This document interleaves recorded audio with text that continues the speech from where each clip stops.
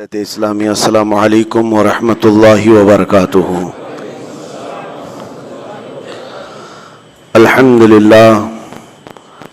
للہ الحنان المنان الذي خلق الانسان وعلمه البيان والصلاة والسلام على رسوله سيد الانس والجان وعلى آله واصحابه ذوي الخير والاحسان اما بعد فأعوذ بالله من الشيطان الرجيم بسم الله الرحمن الرحيم قل إن كنتم تحبون الله فاتبعوني يحببكم الله ويغفر لكم ذنوبكم والله غفور رحيم صدق الله مولانا العظيم۔ بارگاہ رسالت معاب صلی اللہ علیہ وسلم میں درود پاک کا ہدیہ پیش کریں۔ اللہم صلی علی سیدنا و مولانا محمد معدن الجود والکرم وآلہ واصحابہ الکرام وابنہ الکریم وبارک وسلم صلاة دائمتا سرمدا ابدا۔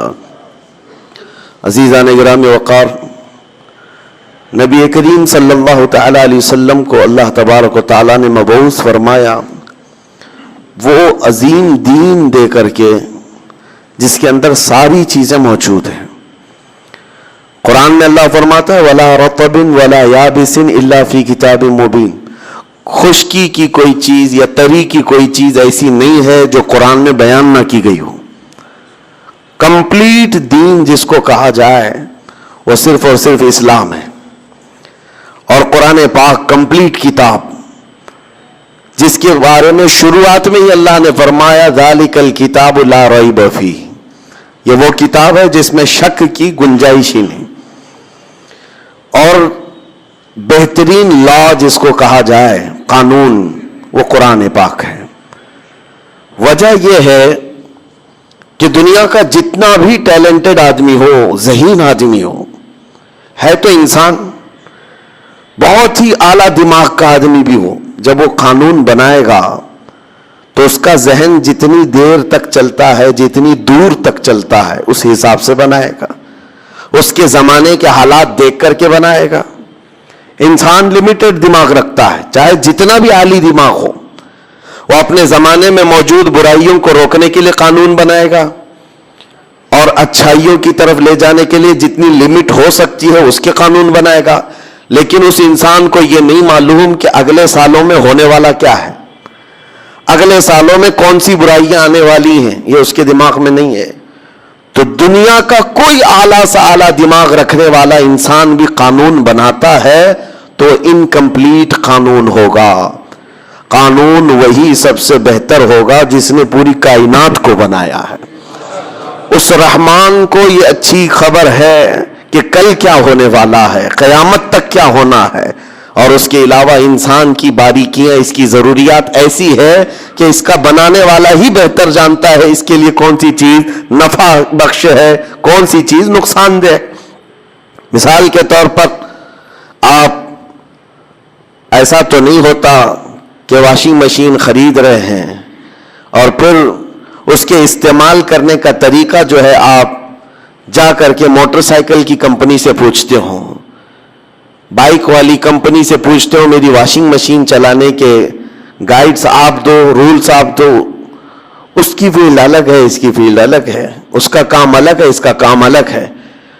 وہ اچھے سے آپ کو سمجھا کر کے بھیجے گا، جس نے واشنگ مشین بنائی ہے اسی سے جا کر کے آپ پوچھ لیں کہ اس کو چلانا کیسا ہے، اس کے اندر کیا کیا چیزیں ضروریات ہیں، کیا کیا لگتی ہیں، آپ اسی سے پوچھ لیں۔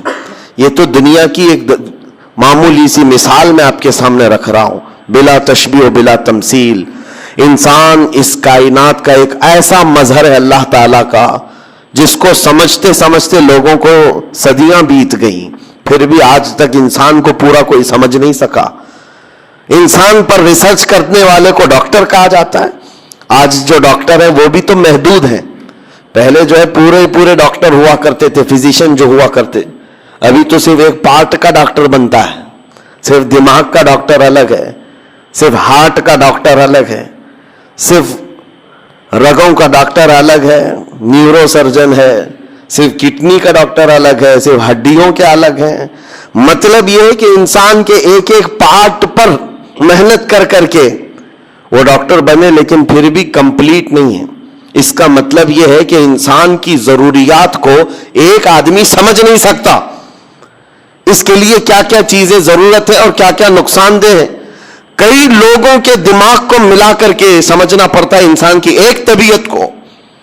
اسی لیے میرے عزیزوں، انسان کی طبیعت کو سمجھنے کے لیے انسان سے نہیں پوچھا جائے گا بلکہ خالق انسان سے پوچھا جائے گا.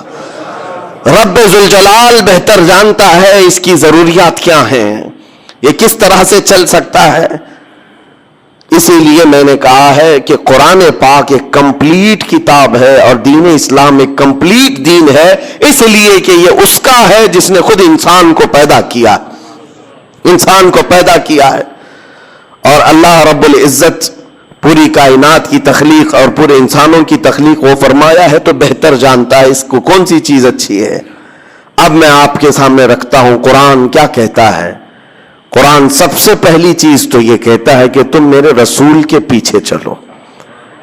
یہ ایک راستہ بتا دیا گیا کہ اگر تمہیں ڈائریکٹ کوئی چیز نہیں سمجھ میں آ رہی ہے تو رسول کو کیوں بھیجا گیا ہے کہ ان کا اٹھنا بیٹھنا چلنا پھرنا، ان کے بات کرنا، ان کے تمام اخلاق و کردار کو دیکھو اور اس راستے پر چل پڑو. یہ آسان ہے، ان کے پیچھے چلو. اور ان سے منہ پھیرو گے تو بڑے نقصان اٹھاؤ گے.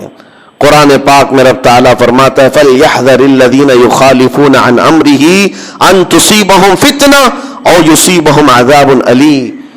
اللہ فرماتا ہے لوگوں کو چاہیے، ایمان والوں کو چاہیے کہ میرے رسول کے حکم کی مخالفت کرنے سے بچیں، ورنہ کیا ہوگا.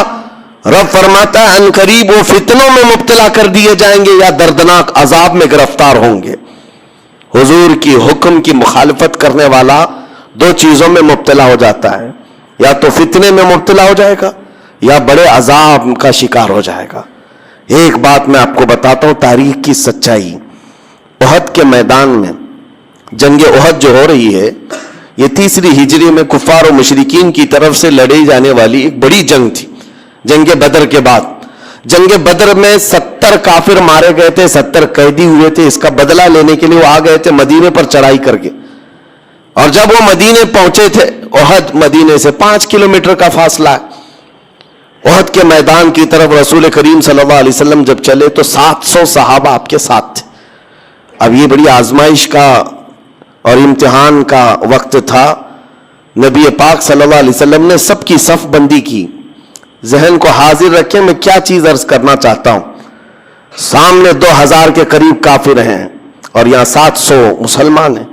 ان میں سے 50 اچھا تیر چلانے والے جو صحابہ تھے ان کو حضور پاک صلی اللہ علیہ وسلم نے ایک اونچے ٹیلے پر کھڑا کیا جس کو جبل رمات کہتے ہیں. آج بھی وہ ٹیلا موجود ہے، چھوٹی سی ایک پہاڑی.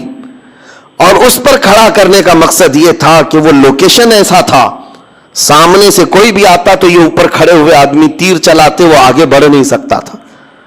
ظاہر سی بات ہے اوپر سے اگر کوئی تیر چلائے تو سامنے بڑھنا مشکل ہو جاتا.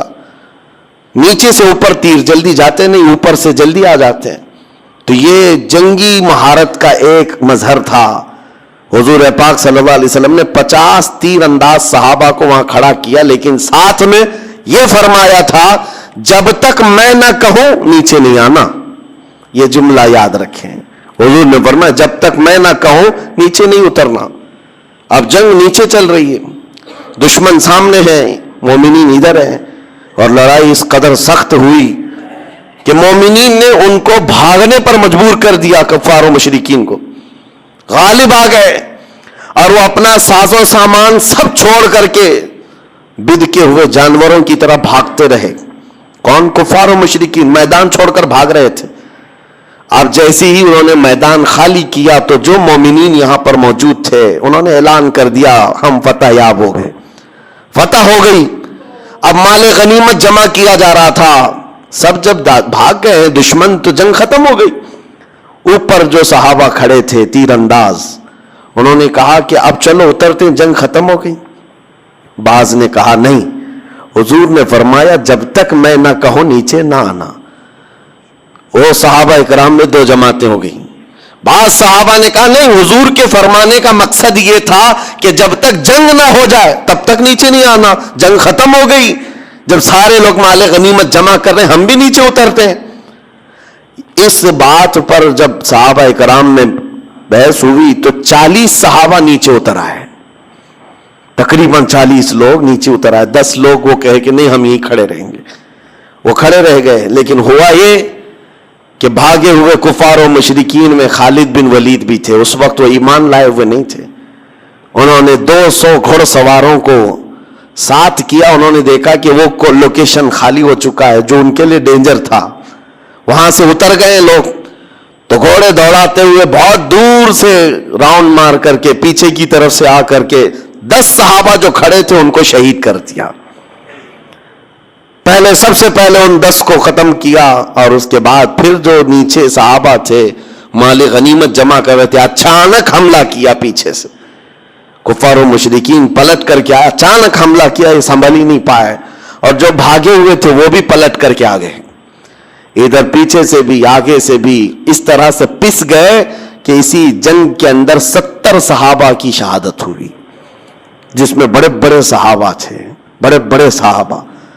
اور بہت عظیم تاریخ ہے یہ جنگ احد کی، اس کو بیان کرو تو رونگٹے کانپ جاتے ہیں۔ یہی وہ جنگ ہے جس میں حضرت امیر حمزہ کا سینہ چاک کر کے کلیجہ نکال کر چبایا گیا تھا، یہی وہ جنگ احد ہے جس میں حضرت عبداللہ بن جحش رضی اللہ تعالیٰ عنہ ایک صحابی ہیں جن کے پورے جسم کے 80 ٹکڑے کیے گئے تھے، اور کفار و مشرکین نے رسی میں ان کے ٹکڑے باندھ کر ہار بنا کر گلے میں پہنا۔ حضرت انس بن نزیر ایک صحابی ہیں جن کو پورا ایسا رگڑ دیا گیا تھا، مسلح کر دیا گیا تھا، سوائے ایک انگلی کے ان کے جسم میں کوئی چیز باقی نہیں تھی، ان کی بہن نے صرف انگلی دیکھ کر کے پہچانا تھا کہ انس بن نزیر ہے، باقی جسم کا کوئی حصہ نہیں ملا تھا۔ یہی وہ جنگ ہے جس میں سعد ابن ربی جن کے پیٹ کو پھاڑ دیا گیا تھا، 12 نیزے لگے تھے۔ یہی وہ جنگ ہے جس میں حضرت حنظلہ جن کی شادی آج ہی ہوئی تھی، ایک رات پہلے شادی ہوئی تھی اور دولہا اسی جنگ میں شہید ہوا تھا۔ یہ وہ جنگ ہے جس میں بڑے بڑے صحابہ شہید ہوئے، بڑے بڑے صحابہ شہید ہوئے۔ لیکن سب سے بڑی بات تو یہ ہے کہ یہاں تک کفار و مشرکین کے ہاتھ پہنچ گئے کہ نبی پاک صلی اللہ علیہ وسلم کے قریب آ گئے، ایک ظالم نے لوہے کی ٹوپی جو جنگوں میں پہنی جاتی تھی وہ اٹھا کر حضور کے چہرے پر مارا، جس کی وجہ سے حضور پاک صلی اللہ علیہ وسلم کے رخسار، آپ کے گالوں سے ایک دانت لوہے کے اندر چلی گئی اور حضور کے 2 دانت مبارک وہاں شہید ہوئے تھے، اور وہ دانت ایسے اندر چلی گئی تھی کہ نکالنا مشکل تھا، لوہے کی، جس کو حضرت ابو عبیدہ بن جراح رضی اللہ تعالیٰ عنہ نے اپنے دانتوں سے پکڑ کر کے کھینچا تھا حضور کے اس رخسار پر چبھی ہوئی دانت کو، اور جس کی وجہ سے حضور کے 2 دانت مبارک اس میں شہید ہوئے۔ یہ وہ جنگ ہے جس میں بڑا نقصان ہوا، 70 صحابہ، وہ بھی بڑے بڑے صحابہ شہید ہو گئے۔ کہنا کیا چاہ رہا ہوں میں کس لیے یہ جنگ احد کا ذکر کر رہا ہوں پتہ ہے آپ کو؟ بتاتا ہوں۔ اتنا بھاری جو نقصان ہوا اس کے اسباب کیا تھے؟ ظاہر سی بات ہے جب جنگ میں خسارہ ہو تو نقصان اور خسارے کا سبب ڈھونڈنا ضروری ہے۔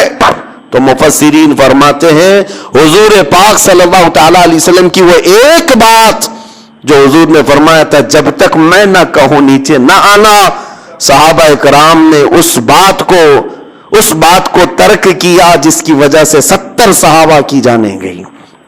لیکن یہ بات بھی میں بتاؤں، وہ صحابہ جو نیچے اتر آئے وہ ایسے نہیں ہے کہ حضور کی نافرمانی کرنے کی نیت سے آئے تھے، ان کے ذہن و دماغ میں یہ نہیں تھا کہ حضور نے جو کہا ہے وہ ہلکے میں لے لینا ہے، نہیں، وہ ان کی اجتہادی خطا تھی۔ انہوں نے یہ سوچا کہ حضور نے جو فرمایا وہ جنگ ختم ہونے تک کے لیے فرمایا ہے، جنگ ختم ہو گئی ہم اتر آئے ہیں، لیکن اس ایک خطا کی بنیاد پر اتنا بڑا نقصان، اتنا بڑا نقصان۔ اسی لیے مفسرین فرماتے ہیں قرآن کی وہ آیت پڑھو، رب نے فرمایا میرے رسول کے حکم کی مخالفت کرنے سے بچو ورنہ فتنے میں مبتلا ہو جاؤ گے یا دردناک عذاب میں گرفتار ہو جاؤ گے۔ وہ تو صحابہ تھے، عظیم صحابہ تھے جنہوں نے جان بوجھ کر کے کبھی رسول کی مخالفت کرنے کا سوچا ہی نہیں، پھر بھی نقصان اٹھائے، اور آج دنیا حضور کو جان بوجھ کر کے مخالفت کر رہی ہو، حضور کے احکام کو پیٹ پیچھے ڈال دیے ہو، تو 70 لاکھ جانے جائیں گی آج تو بڑا نقصان اٹھانا ہوگا۔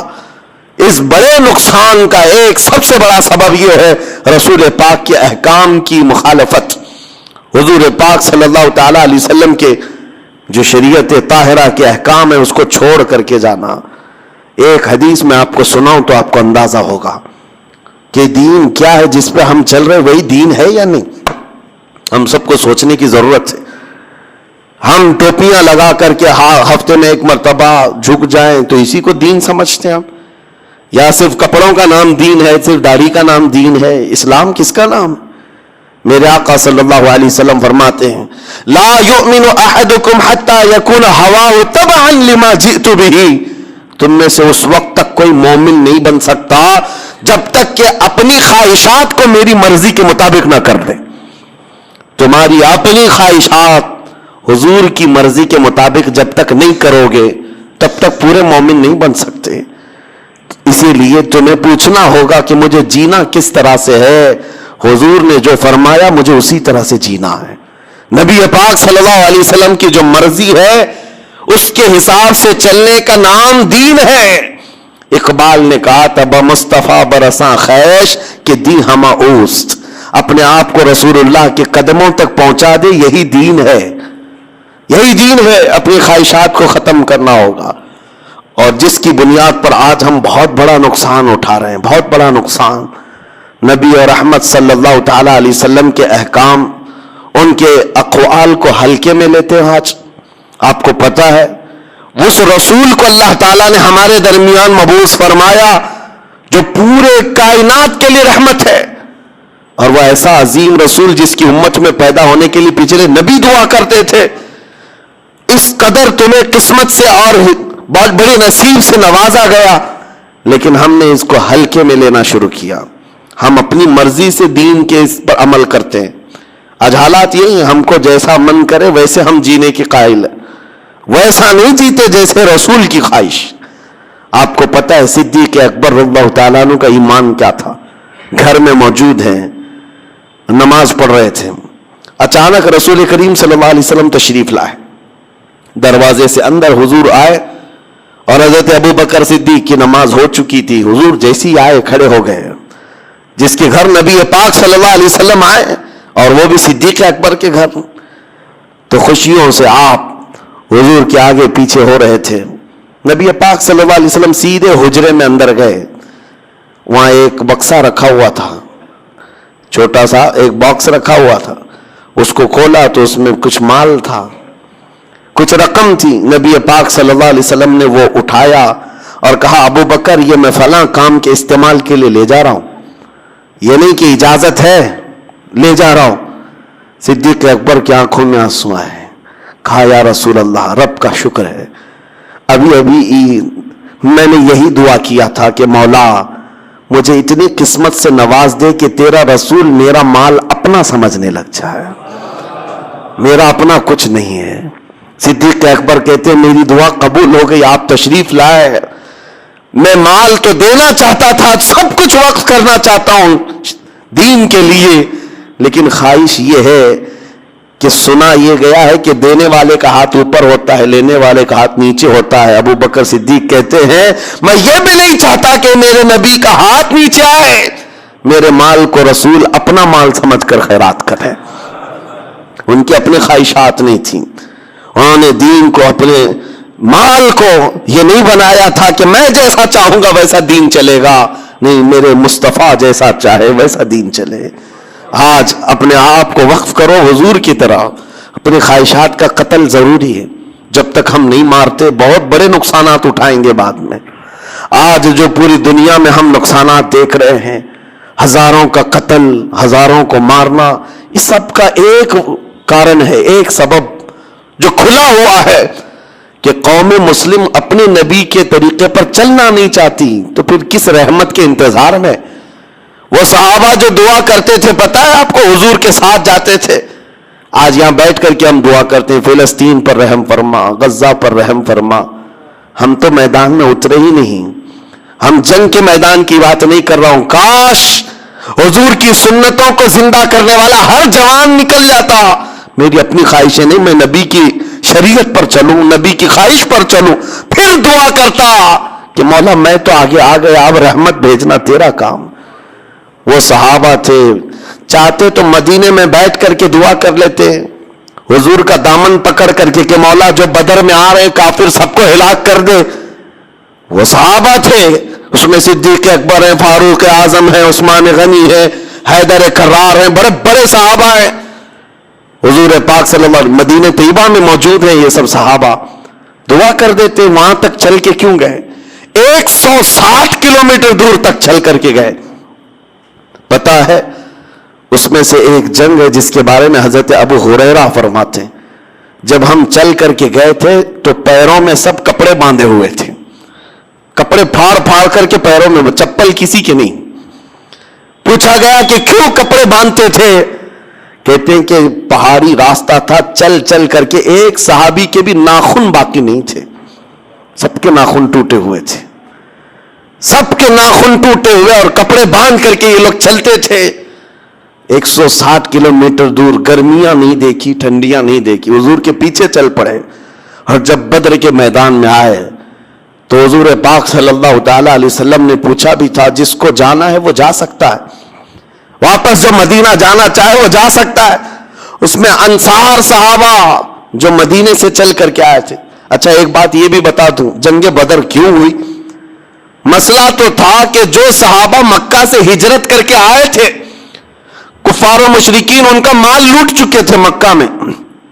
اب وہ قافلے میں جا رہا تھا مال ملک شام تجارت کے لیے. تب حضور نے فرمایا کہ جن کا مال لوٹا ہے کفار مکہ نے, چلو نکلو اس قافلے کا راستہ روکو, ہمارا ناحق مال لے کر کے جا کر کے وہ بیچ رہے ہوں, ہم اپنا مال کا مطالبہ کریں گے.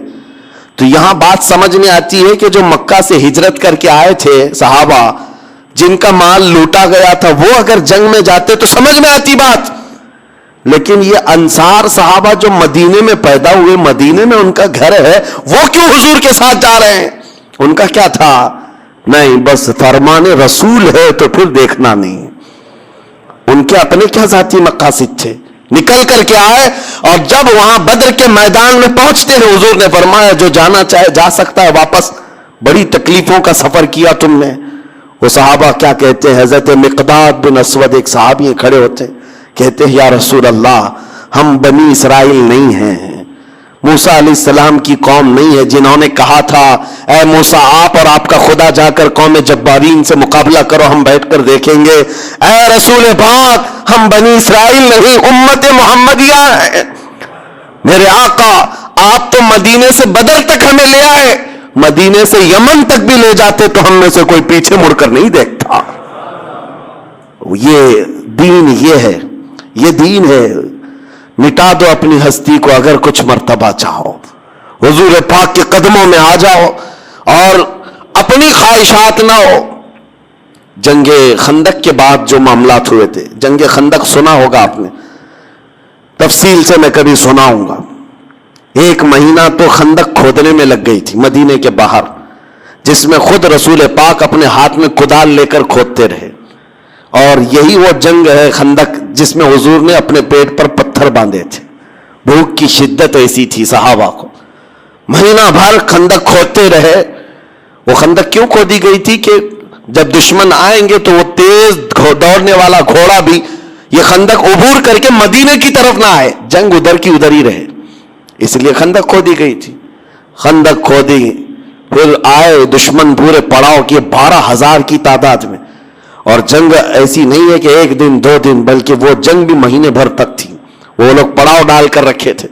اور ادھر صحابہ مدینے سے باہر ہیں, ان کے بچے ہیں, بیویاں ہیں, گھروں میں ہیں, ان کو سامان کون دیتا, ان کے گھر کون چلاتا.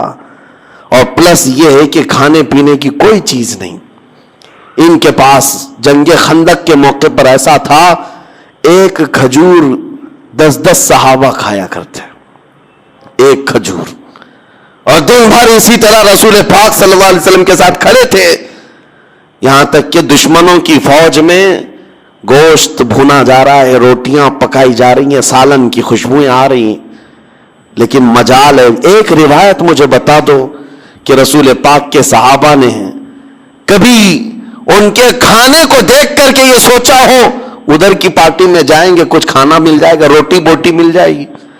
بلکہ یہاں تک کہ نبی پاک صلی اللہ علیہ وسلم نے فرمایا کہ بھوک نے تمہیں پریشان کر دیا ہوگا اور ادھر سے کھانے پینے کی خوشبوئیں آتی ہیں.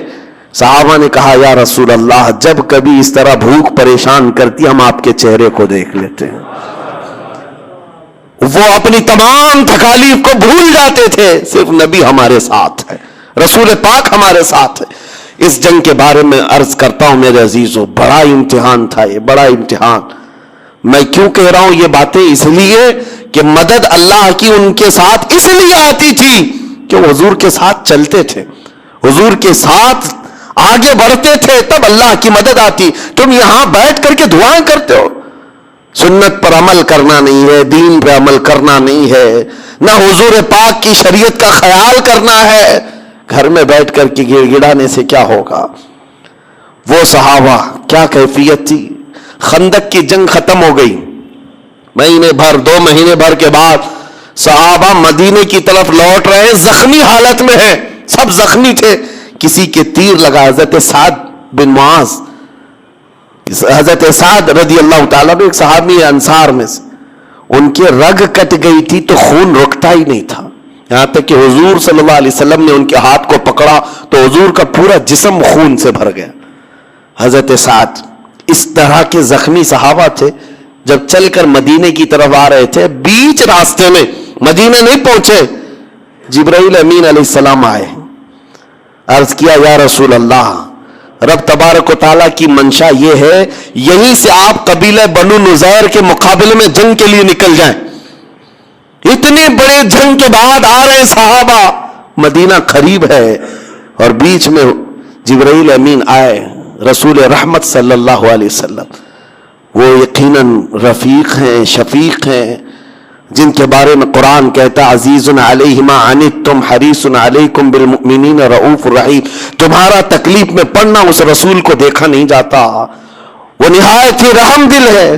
صحابہ کی طرف دیکھتے ہیں, کہتے اتنے تھکے ہوئے, ان سے ایک بار پوچھ تو لوں. ظاہر سی بات ہے مہینوں کے بعد کوئی آتا ہے, ہم بھی سفر سے آتے ہیں, آپ ڈائریکٹ بلائیں تو ہم کہیں گے ارے نہا دھو کے تو آؤں, بچوں سے بات تو کر کے آؤں, کپڑے بدل کے تو آؤں. صحابہ کرام یہ کہتے کہ زخموں کی مرہم پٹی کر کے آئیں, بیویوں سے مل کر کے آئیں, بچوں کو کوئی بات کر کے آئیں. حضور صلی اللہ علیہ وسلم نے صحابہ کو بیچ راستے میں رکایا اور پوچھا اے میرے عزیز صحابہ, جبرائیل امین آئے تھے, کہا کہ یہیں سے بنو نذیر کے مقابل میں جانا ہے, تمہارا مشورہ کیا ہے؟ صحابہ کہتے ہیں یا رسول اللہ دیر کس بات کی, چلے ابھی چلتے ہیں. دیر کس بات کی, ابھی چلتے ہیں. وہ کیسے عظیم انسان تھے جو نبی پاک صلی اللہ تعالی علیہ وسلم کے ساتھ قدم بقدم تھے, جس کی وجہ سے قرآن کہتا ہے رضی اللہ عنہم ورضوا عنہ, اللہ ان سے راضی ہوا اور وہ اللہ سے راضی. یوں ہی مدد نہیں آئی تھی, وہ حضور کی شریعت طاہرہ, حضور پاک کے مزاج پر پورا اترنے کی کوشش کرتے. آپ کو پتا ہے ہم تو بولتے بولتے تھک گئے, کئی لوگوں کو ہماری بات ہو سکتا ہے بے اثر ہو جائے, لیکن میں تو آپ سے کہتا ہوں کہ حضور سے اگر محبت ہے تو ٹھنڈے دل سے کبھی سوچتا کہ میرے نبی کو کیا چیز اچھی لگتی ہے, کیا چیز بری لگتی ہے. بری لگتی ہے تو میں اپنے محبوب کو ناراض تو نہ کروں, میں اپنے نبی پاک کو ناراض تو نہ کروں. مدینہ طیبہ میں ایک شام ایسی ہے, حضرت انس صحابی 10 سال کی عمر کے تھے, شراب حرام نہیں تھی اور شراب کے مٹکے بھر بھر کر کے پیے جاتے تھے. وہ کہتے ہیں میں ایک دکان میں کام کرتا تھا جہاں لوگوں کو شراب پلائی جاتی تھی برتن میں. شام کا وقت تھا, مدینے کی گلیوں میں اچانک آواز آئی, ایک ندا دینے والے نے ندا دی یا ایھا المسلمون قال رسول اللہ صلی اللہ علیہ وسلم حرمت الخمر. اے مسلمانوں, اللہ کے رسول صلی اللہ علیہ وسلم نے آج فرمایا ہے شراب حرام ہو گئی. اعلان ہو رہا تھا مدینے کی گلیوں سے.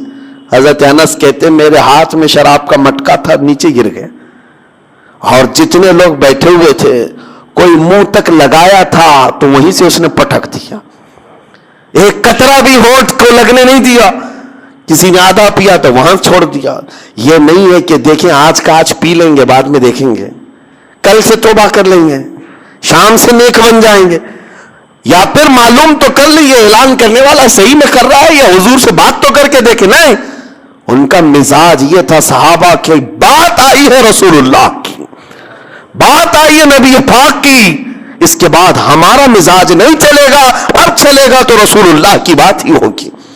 اپنے اوپر لازم کر لیا تھا، اس لیے مدد آتی تھی. قرآن کہتا ہے اے محبوب آپ فرماتے ہیں اگر تم اللہ سے محبت کرتے ہو تو میرے پیچھے چلو. حضور کے پیچھے چلنا یہی دین ہے، یہی شریعت ہے. عزیزان گرامی وقار، دعائیں بھی باریاب ہوں گی، دعائیں بھی قبول ہوں گی. بس میدان میں اتر کر کے تو دیکھو. بعض لوگوں کو یہ لگتا ہے میدان میں اترنے کی بات کرتے ہیں تو پروٹیسٹ کے لیے، جنگ کے لیے. نہیں میرے عزیزو، بہت ہو گئے پروٹیسٹ، بہت ہو گئے. میں جس میدان میں اترنے کی بات کر رہا ہوں وہ عمل کا میدان ہے. اپنی خواہشات کو پیچھے رکھو اور عہد کرو کہ مجھے چلنا ہے تو رسول اللہ کے مزاج کے مطابق چلنا ہے. حضور جس چیز کو پسند کرے میں وہاں چلوں، پھر اللہ کریم کی وہ مدد بھی آئے گی، رحمت بھی آئے گی. ہم بیٹھ کر کے یوں ہی تسبیح گھماتے رہیں، بدلنا نہیں چاہتے اپنے آپ کو، چھوڑنا نہیں چاہتے. جن کی لت ہمیں لگی ہوئی ہے، جن برائیوں کی عادت ہمیں پڑی ہوئی ہے، اس کو نکالنا بھی نہیں چاہتے اور بار بار مدد کی دہائی بھی دیتے ہیں. اسی لیے میرے عزیزو، قرآن کہتا ہے ان اللہ لا یغیر ما بقوم حتی یغیروا ما بانفسہم. بے شک اللہ تعالیٰ اس وقت تک کسی کی حالت نہیں بدلتا جب تک وہ بندہ خود اپنی حالت بدلنے کی فکر نہیں کرتا. وہ قوم اپنی حالت بدلنے کی فکر نہیں کرتی، اس وقت تک اللہ اس قوم کی حالت نہیں بدلتا. اور بدلنا چاہے رب تعالیٰ تو کتنی جلدی بدلتا ہے. یہ بھی حدیث قدسی میں میرا رب فرماتا ہے اگر تم ایک قدم آگے بڑھو گے میری رحمت 10 قدم آگے بڑھ کر لے لے گی. ہاں یہ بھی حدیث قدسی ہے. تم ایک بالشت آگے بڑھو گے تو رب تبارک و تعالیٰ کی رحمت ایک قدم آگے بڑھ جائے گی. وہ ہم وقت تمہیں قبول کرنے کو تیار ہے، لیکن شرط یہ ہے کہ آؤ تو صحیح. جس کو شاعر نے کہا تھا ہم تو مائل بکرم ہے کوئی مانگنے والا ہی نہیں. اللہ کریم وہ رحمت فرمانے والا ہے، لیکن آؤ تو صحیح کوئی. اللہ تبارک و تعالی ہمیں حضور کی شریعت اور ان کے مزاج کے مطابق جینے کی توفیق عطا فرمائے. خلاصہ کلام یہ ہے میرے عزیزوں، وہ صحابہ جو فائز المرام تھے، بلند مقامات پا لیے، رب کی رضا پا لیے، تو صرف وجہ یہ تھی کہ وہ اپنے نفس سے نہیں چلتے تھے، حضور کی خواہش کے مطابق چلتے تھے. آپ کو پتا ہے ایک مدینے کی خاتون ہے، بڑی حسین و جمیل خوبصورت لڑکی، ماں باپ کی اکلوتی بیٹی. ایک بار حضور پاک صلی اللہ علیہ وسلم کے پاس ایک غریب صحابی آئے، کہا مجھے نکاح کرنا ہے. حضور نے سیدھے اس خوبصورت لڑکی کے گھر بھیج دیا، ان کو جاؤ پیغام لے کر کے چلے جاؤ. اور یہ غریب ایسے تھے شکل سے بھی ان کی کوئی خاصی توجہ نہیں تھی، شکل ایک کالا رنگ تھا. حضور پاک نے جب فرمایا کہ جاؤ فلاں گھر میں ایک نوجوان لڑکی ہے، نکاح کا پیغام. جب وہ گئے ماں باپ بیٹھے ہوئے تھے، لڑکی اندر ہے، جوان لڑکی، مدینے کی خوبصورت لڑکی. ماں باپ نے پوچھا کیسے آنا ہوا؟ کہا رسول پاک صلی اللہ علیہ وسلم نے بھیجا، آپ کے گھر بیٹی ہے، میں نکاح کا پیغام لے کر آیا. انہوں نے شکل دیکھی اوپر سے نیچے، کہا آپ کو حضور نے بھیجا، کیا کرتے ہو؟ کہا غریب آدمی ہوں، مال دولت تو کچھ ہے نہیں لیکن کماؤں گا، میں نکاح کا پیغام لے آیا ہوں. ماں باپ ہے، ایک اکلوتی بیٹی حسین و جمیل ہے، ان کے دل پر ایک بات آئی. کہا آپ جائیے، ہم ابھی اپنی بیٹی کو نہیں دینا چاہتے، ابھی ہم اپنی بیٹی نہیں دینا چاہتے، حضور پاک صلی اللہ علیہ وسلم سے ہم بات کریں گے. وہ صحابی تو گئے.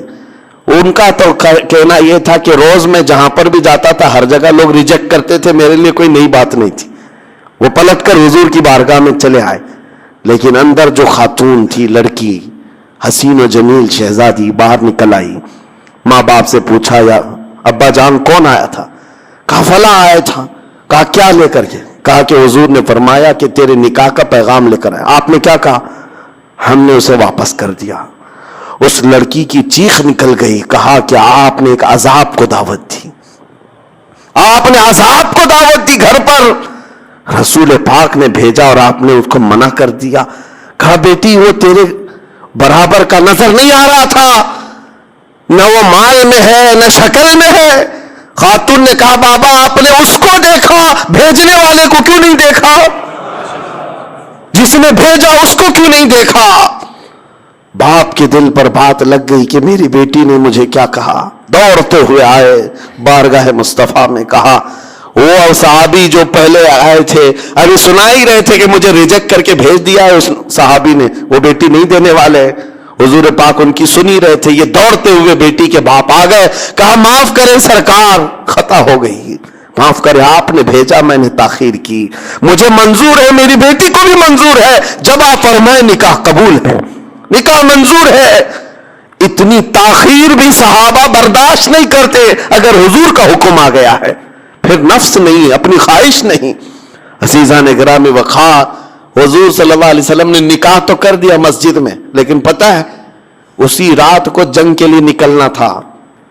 حضور پاک نے اس صحابی کو جو کالے رنگ کے تھے پیسے دیے، جا شادی کے سامان خرید کر کے لا، شادی کا سامان خرید کر لا، گھر سجا لے۔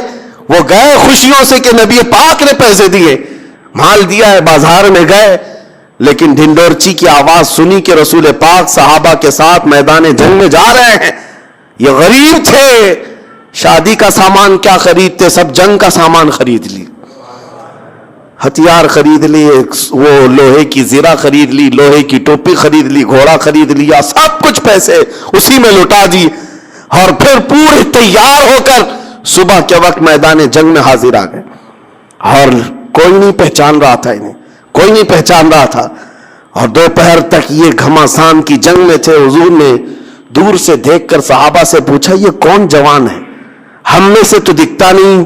صحابہ نے کہا یا رسول اللہ ہم میں سے نہیں، باہر سے کوئی آیا ہوگا، ہم کوئی نہیں پہچانتے اس کو، کیونکہ وہ غریب صحابی ایسے کہ کبھی انہوں نے زندگی میں زرہ نہیں پہنی تھی، کبھی لوہے کے کپڑے نہیں آئے تھے، پیسہ اتنا آیا ہی نہیں تھا۔ صحابہ جب یہ کہنے لگے حضور مسکرائے، کہتے ہیں تمہیں پتہ نہیں وہ میرا عبداللہ ہے جس کو میں نے کل شادی کے پیسے دیے تھے، اس نے سب جنگ کا سامان خرید لیا۔ وہ صحابی ہیں لڑتے لڑتے شام سے پہلے جام شہادت نوش کر گئے، شہید ہو گئے۔ جب وہ شہید ہوئے تو میرے آقا ان کے پاس آئے، ان کے سر سے ٹوپی اتاری اور ان کا سر اپنی گود میں رکھ کر کے ان کے چہرے سے دھول کو صاف کیا، اور پھر قرآن پڑھنے لگے میرے آقا یہ کہہ کر من المؤمنین رجال صدقوا ما عاہدوا اللہ علیہ، ایمان والوں میں اللہ کے کچھ ایسے بندے ہیں جنہوں نے اللہ سے کیا ہوا وعدہ پورا کر دکھایا۔ اور ان کا مال جو بچا تھا اس صحابیہ کو بلایا جن سے کل نکاح ہوا تھا، کہا وراثت میں اب یہ تمہارا حصہ ہے۔ میرے عزیزو، اس روایت کو بیان کرنے کا صرف مقصد یہ ہے ان کا اپنا نفس نہیں تھا، ان کے اپنے خواہشات نہیں تھی، وہ چلتے تھے تو رسول اللہ کے پیچھے بمصطفیٰ برساں خیش کے دی ہماؤس۔ سچ کہا ہے اقبال نے، اپنے آپ کو نبی کے قدموں تک پہنچا دے، یہی دین ہے اور یہی ایمان ہے۔ مولا اسی دین تک ہم سب کو پہنچنے کی توفیق عطا فرمائے۔ وآخر دعوانا ان الحمد للہ رب العالمین۔ السلام علیکم۔